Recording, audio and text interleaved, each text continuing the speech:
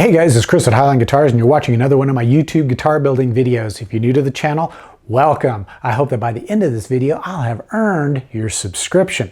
What I'm going to be talking about in today's episode is I'm going to be doing a follow-up to a video that I posted a couple of weeks ago where I talked about Solarez, I can't believe it's not lacquer, and some of the issues that folks have mentioned they have had when using the product. And in that video, I had asked those of you who are experienced with the product to kind of chime into the comment section below and share those experiences.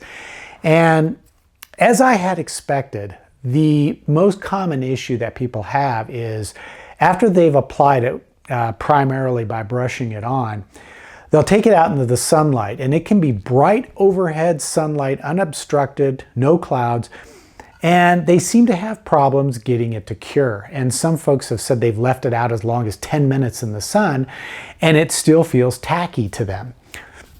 Well, I've done some tests myself, and I've had what I would describe as a similar experience, but with a caveat in that it will seem like it hasn't fully cured. It'll feel almost like it's tacky, but in reality, it is bone dry cured. It just feels like it's not cured. Now, I know some of you watching are saying, no, that's not what I experienced. It was not cured.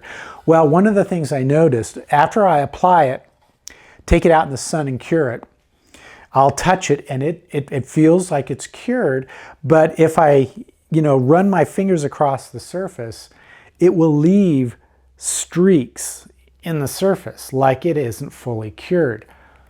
But what that really is finger oils that are smearing across a dried surface.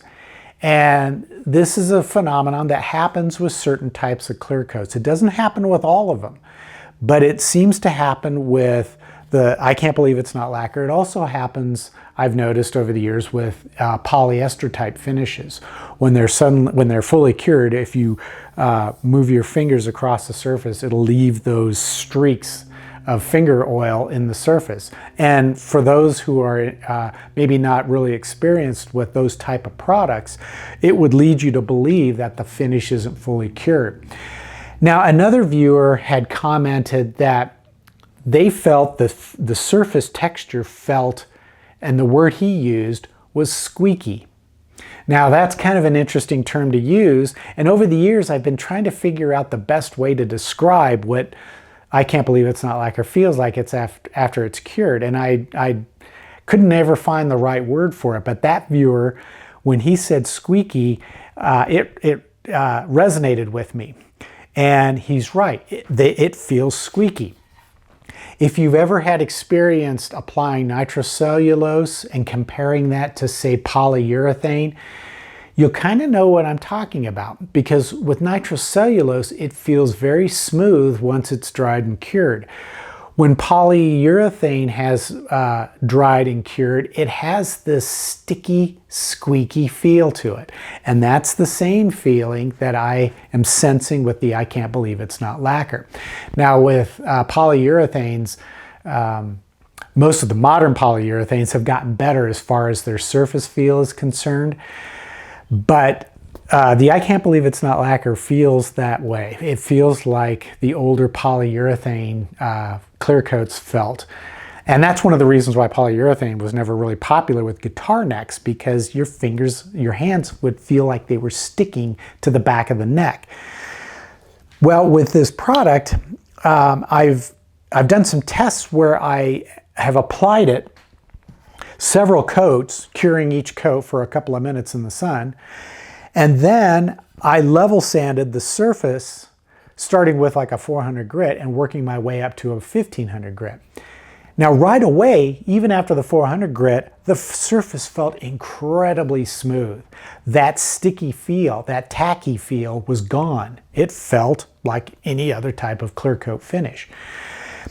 After I got all the way to 1500 grit, I decided I was going to buff it and see if that sticky, tacky feel returned, because now the surface would be shiny, mirror-like.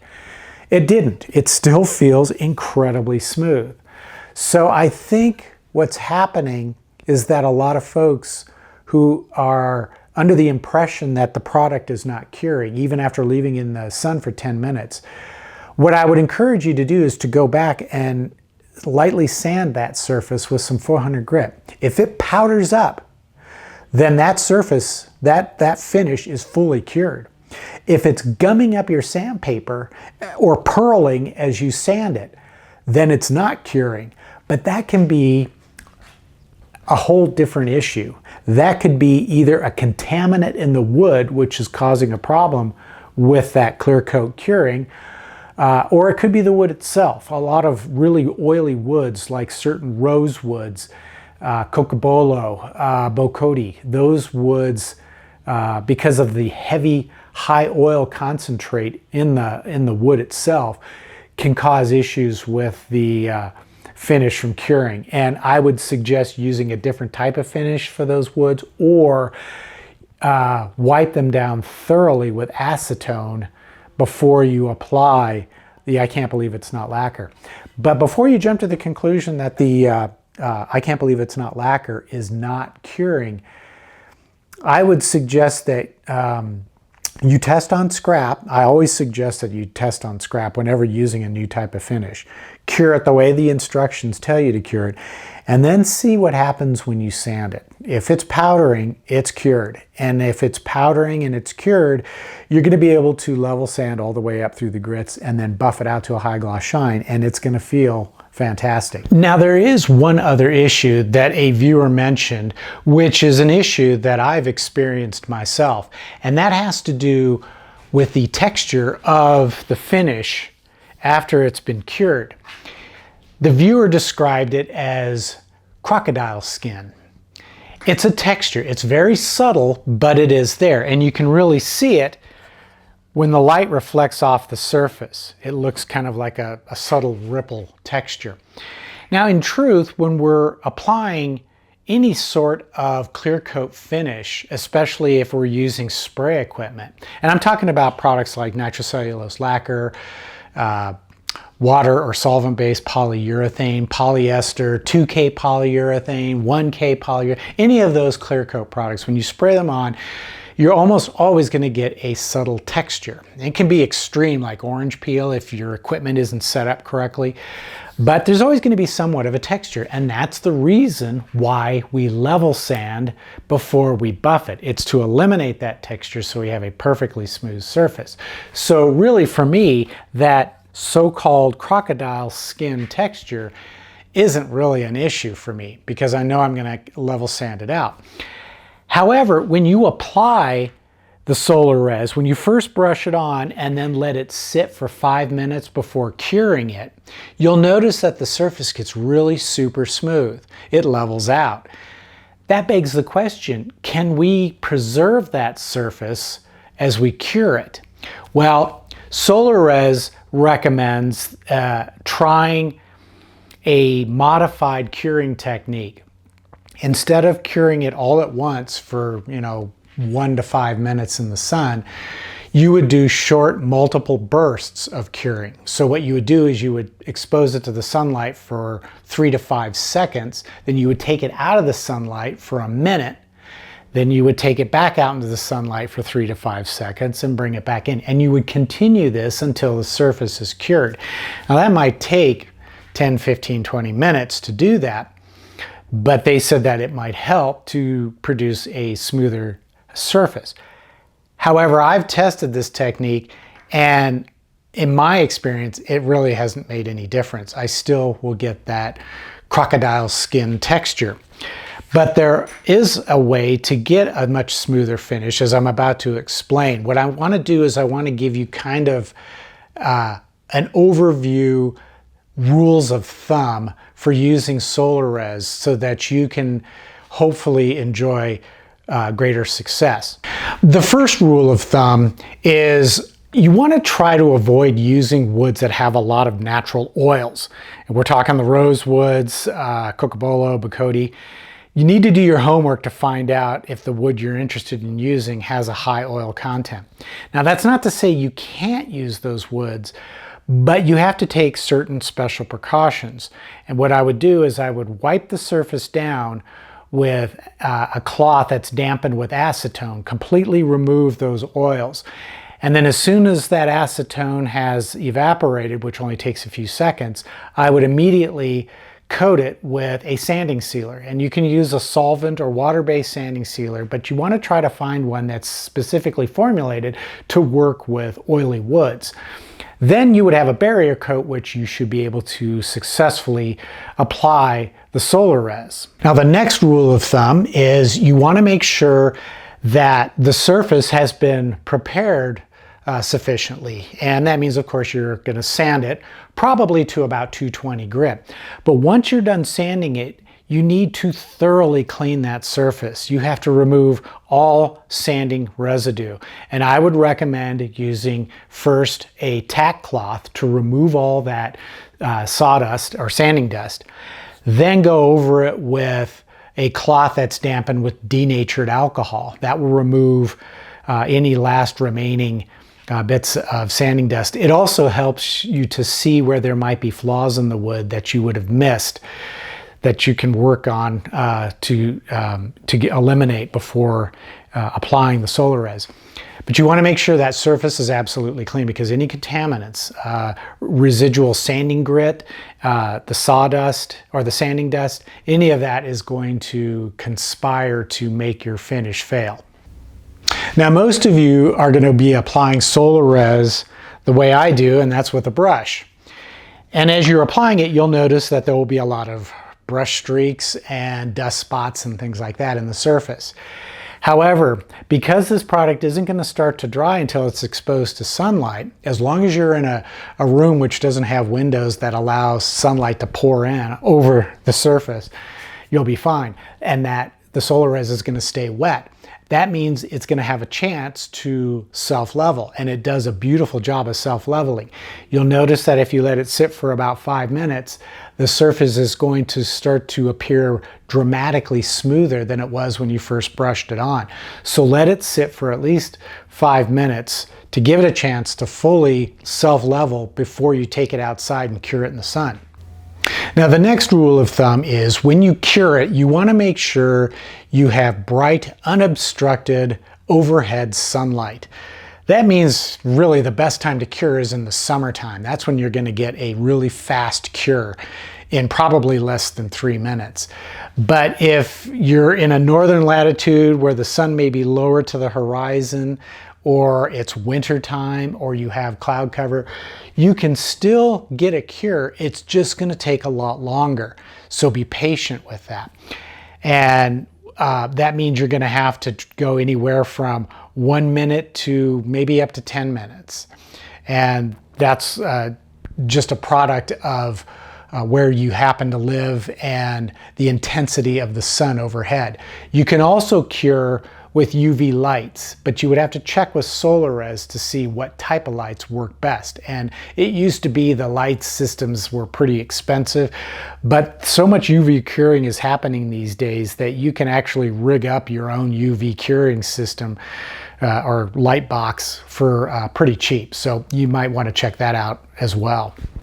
Now, the next rule of thumb is once you have finished the cure and you bring it back inside, let it sit for about 20 to 30 minutes before you touch the surface. The reason is when you expose the Solarez to sunlight, you're exposing it to ultraviolet radiation. You're also triggering a curing process. Both of these situations generate heat. And when you heat up a clear coat, it gets soft. So until it's had a chance to cool, if you touch it, it's going to feel soft. And that's why I think a lot of people are fooled into thinking that the product hasn't fully cured. It's because it's still hot or warm and therefore feels soft. And this can happen even in the wintertime because you're still having to deal with the process of triggering that cure.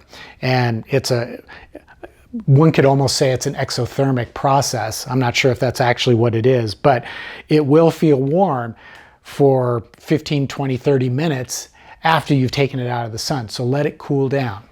Now, the next rule of thumb is to apply multiple coats. How many coats? No less than 2, no more than 5. The reason why you want to do more than 2 coats is because that first coat is going to soak somewhat into the wood. And you'll notice that it probably soaks a little bit inconsistently because that's just how wood is. Then you would apply your second coat, and that should cover the whole surface consistently. However, what it comes down to really is your confidence in your ability to level sand clear coats without sanding through to the underlying finish. Now, because Solarez is 100% solids content, the coatings are going to be thicker. So you can easily get away with 3, maybe 4 coats and easily be able to level sand without the risk of sanding through. So keep that in mind. The next rule of thumb is to level sand between coats. You'll probably start out with a 220 grit just to take down the most offensive brush marks or lint pieces and things like that that are remaining in the finish after it was cured. Then you would go over it with some 400 grit to get the surface as smooth as possible.